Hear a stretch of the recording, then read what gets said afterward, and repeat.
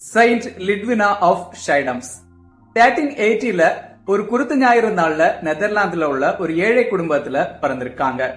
பாக்குறதுக்கு லிட்வினா பேரழகியா இருந்திருக்காங்க.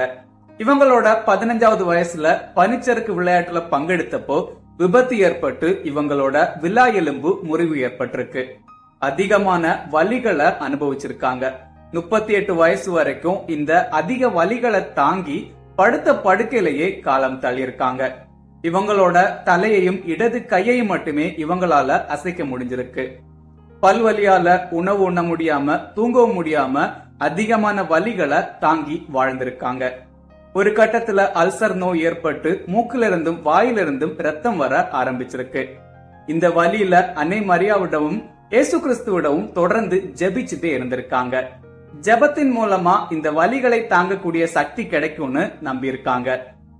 இவங்களோட 20வது வயசுல படுத்த படுக்கையிலேயே இவங்களுக்கு திவ்ய நற்கருணையும் உறுதி பூசுதலும் வழங்கப்பட்டிருக்கு. தினமும் திவ்ய நற்கருணை பெற்றுக் கொண்டிருக்காங்க. திவ்ய நற்கருணை பெற்றுக் கொண்டதுக்கு பிறகு ஆண்டவர் இயேசு கிறிஸ்துவோட பாடுகளை காட்சிகளா காண ஆரம்பிச்சிருக்காங்க. உயிர்த்த இயேசு இவங்களுக்கு மலர்களை கொடுக்கிறது மாதிரி காட்சிகளை கண்டிருக்காங்க. திவ்ய நற்கருணை மூலமா தன்னுடைய உடலுக்கு தேவையான சக்திகளை பெற்றுக்கொண்டு 38வது வயசுல பரிபூரணமா குணமடைஞ்சிருக்காங்க லிட்வினா. அதுக்கு பிறகு இயேசு கிறிஸ்துவோட சீடத்தியா வாழ ஆரம்பிச்சிருக்காங்க லிட்வினா. இறுதியா 1433ல இறந்து போயிருக்காங்க.